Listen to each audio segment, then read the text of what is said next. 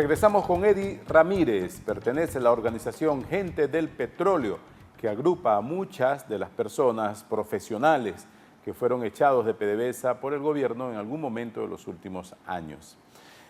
Es una organización muy activa que tiene también, pues, en un país tan petrolero como el nuestro, siempre un papel, pues, una voz que expresar. ¿Cómo ven ustedes, cómo se están organizando para los próximos meses? Porque hay quien cree que Venezuela está a las puertas de posibles cambios políticos de fondo, a partir sobre todo de las elecciones legislativas. ¿Ustedes van a participar de alguna u otra forma directamente en este proceso o simplemente como observadores?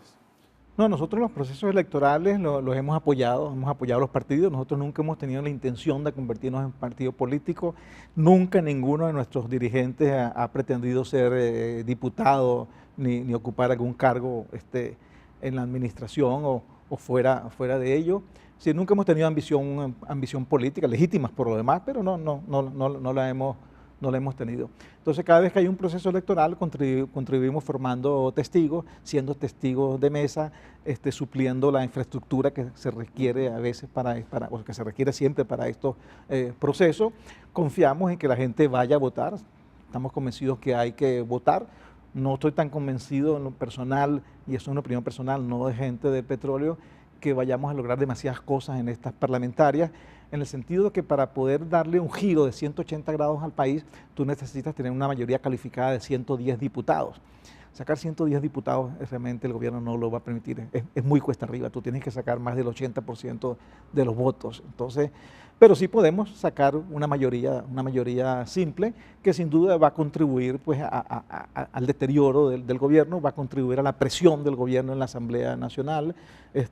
Tú te imaginas que en vez de tener un energúmeno como Diosdado Cabello al frente de la Asamblea, tengamos a un ciudadano demócrata dirigiendo las sesiones. Pues eso es muy deseable y por eso tenemos que ir a votar. Creo que definitivamente se debe producir una crisis porque la situación es muy difícil. El problema de desabastecimiento no se va a solucionar ni con captahuellas, ni con día de parada, ni con nada de eso.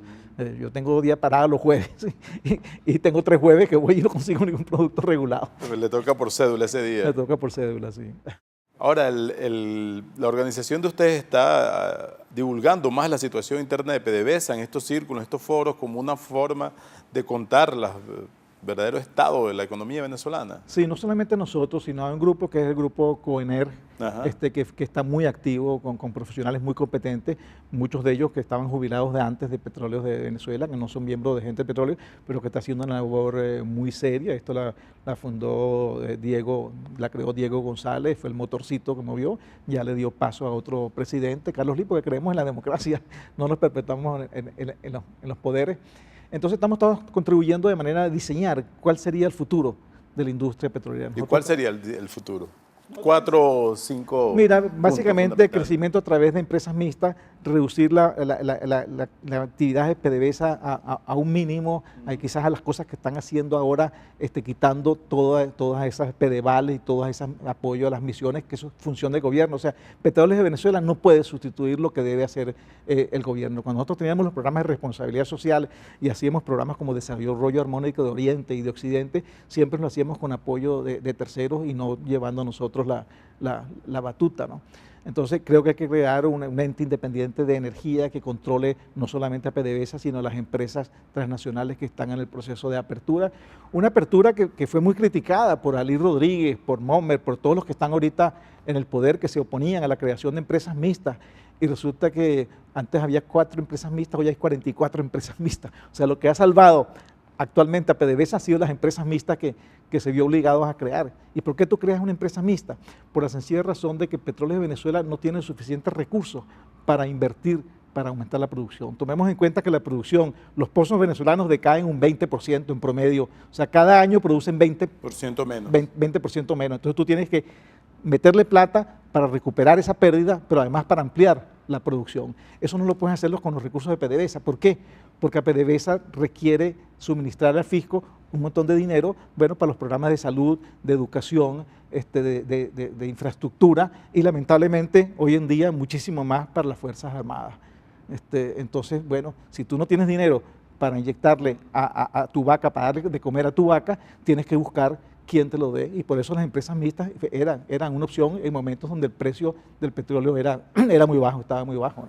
Pero en esa expectativa pues, de PDVSA, ¿ustedes creen que habría que privatizar parcialmente una parte o mantienen el principio del control del Estado absoluto sobre la empresa? Mira, eso es un debate que tiene que darse, pero en este momento hay que respetar la Constitución, y la Constitución dice que PDVSA es del Estado. Entonces no nos metamos con eso. Tienes otro mecanismo que es vía las empresas mixtas, que lo contempla la misma Constitución. Entonces no... Esa producción con empresas mixtas creo que es 1/3 del total de Venezuela hoy día, algo así. Sobre todo las que operan en Oriente, que procesan petróleo extrapesado de la faja y la convierten en petróleo sintético liviano. Sí, fíjate, las empresas mixtas anteriormente eran socias mayoritarias en las 4 asociaciones estratégicas. El gobierno dice que recuperó ahorita soberanía porque ahora tiene 60% de las acciones. Realmente la soberanía no se recoge, no se consolida, no se obtiene porque tú tengas mayoría accionaria, sino lo que digan los estatutos. Anteriormente éramos socios minoritarios en esas asociaciones estratégicas, pero los estatutos decían que el socio debía contar con el voto de PDVSA para poder aprobar las grandes decisiones. Entonces tú puedes tener oro, ¿no? Claro, tú puedes tener una acción nada más, y el estatuto dice, bueno, para tú aprobar eso necesitas ese voto de esa sola acción. El gobierno nunca, no, sí lo entiende, pero por su demagogia, por su populismo, vendió la idea de que antes esas empresas mixtas eran de las transnacionales y que ahora sí son de la soberanía, sí son de... Pero el gobierno sí les aumentó mucho la carga impositiva, con lo cual le obtiene más recursos. Y era lógico que la aumentara. Recordemos que cuando se firman los acuerdos de estas empresas mixtas, el precio del petróleo estaba por debajo, muy por debajo de los $20 el barril. En el 99 estaba por $7, $8 el barril. Era un incentivo entonces que se les daba. Claro, fíjate, ¿qué hace un consejo municipal cuando quiere traer inversiones a La Victoria, por decir algo, aquí en Aragua? Bueno, baja los impuestos de manera que vengan inversionistas, esos inversionistas desarrollan unas industrias, esas industrias pagan impuestos, esas industrias contratan personal. Eso fue lo mismo que hizo Petróleo de Venezuela. El precio del petróleo está muy bajo, hay una tecnología que es novedosa, que es la de los mejoradores para tratar ese petróleo extra pesado, vamos a rebajarle los impuestos, y una vez que la empresa empieza a funcionar, tú le aumentas los impuestos. Y eso estaba contemplado, inclusive aumentar la regalía. Entonces se establece una regalía de apenas un 1%, porque hay que ver las condiciones que existían en aquel momento. Hoy en día yo justifico que el gobierno haya aumentado los impuestos, porque estaba incluso considerado. Esa idea de asociarse con países que no son parte de la tradición, por lo menos de la tradición petrolera con Venezuela, como Vietnam, Petrovietnam o algunos otros países, ¿ha dado resultado o simplemente se ha mostrado, es parte del problema que tenemos hoy para aumentar la producción? Bueno, fíjate, ellos se opusieron bastante a la internacionalización, que la internacionalización que era, no era comprar refinerías en el exterior, era comprar mercado. O sea, cuando tú comprabas las refinerías en Estados Unidos, Siria y los rurales, no estabas comprando refinerías, estabas comprando mercado, garantizar que tu petróleo fuera allá. ¿Cuál es la crítica que se le hace a eso? En primer lugar, que Venezuela no mandaba petróleo pesado, sino petróleo liviano y mediano, y que tenía que comprar petróleo a otra gente. Eso es cierto, pero ¿por qué era cierto? Bueno, sencillamente porque la producción aquí en Venezuela, el gobierno no la aumentaba por las cuotas OPEP. Cuando se crea la OPEP en 1960, Omar, la contribución de Venezuela era 36% de lo que producían esos 5 países fundadores. Hoy está entre un 7 y un 9%. Entonces, los grandes perdedores de la OPEP hemos sido nosotros. Todos aumentaron. Arabia Saudita pasó de 1 millón y pico de barriles por día a producir 9 millones, casi 10 millones de barriles por día. Entonces, nosotros fuimos los grandes tontos de la OPEP. En la internacionalización, hemos vendido refinerías en Estados Unidos y las de Alemania. Y consideramos, primero porque Rafael Ramírez dijo que bueno, que el negocio era más producir y no refinar. Sin embargo, después dijo, bueno, las refinerías tienen que estar en sitios geopolíticos y tal. Entonces, considera que es más negocio tener refinerías en República Dominicana, en Jamaica y en Cuba que en los mercados grandes. Que en los mercados grandes de Alemania y de Estados Unidos. Bueno, eso evidencia pues que no tienen la visión de negocio, sino la visión geopolítica, ¿no? Y lo trágico para Venezuela es que está pendiente de que aumenten los precios, mientras a sus socios no les importa tanto, porque compensan con grandes volúmenes de exportación.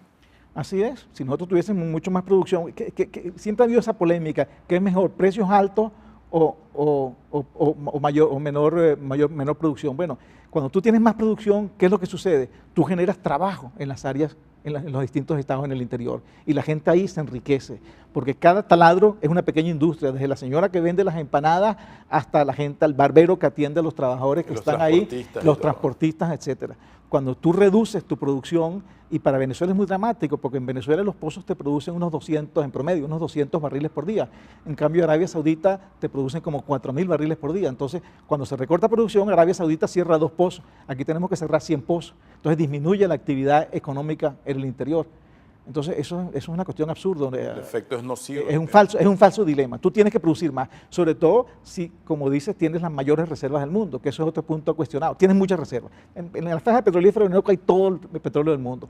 No es tanto como dice que son casi 300.000 millones de barriles. ¿Por qué? Porque anteriormente no, técnicamente se dice que del petróleo que estás ahí, tú puedes sacar únicamente un 10% con la tecnología actual. El gobierno dijo, no se puede sacar el 10%, se puede sacar un 20%. Bueno, entonces multiplicó la reserva por 2. Aunque técnicamente, pero de todas maneras...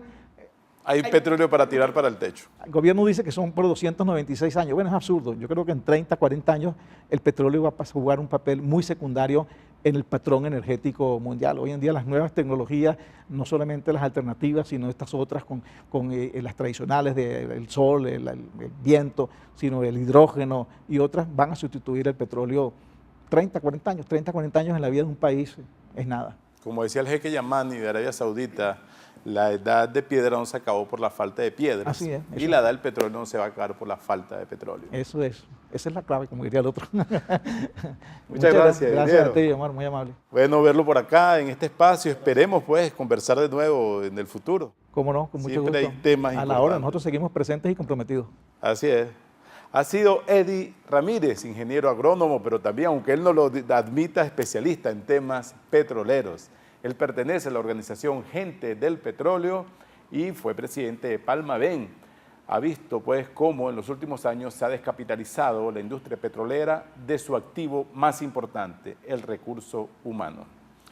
Esto ha sido Análisis Venezolano. Muchas gracias a ustedes por permitirnos llevarles esta conversación y será hasta una próxima oportunidad. Mi Twitter, @OmarLugo, disponible para comentarios. Hasta pronto.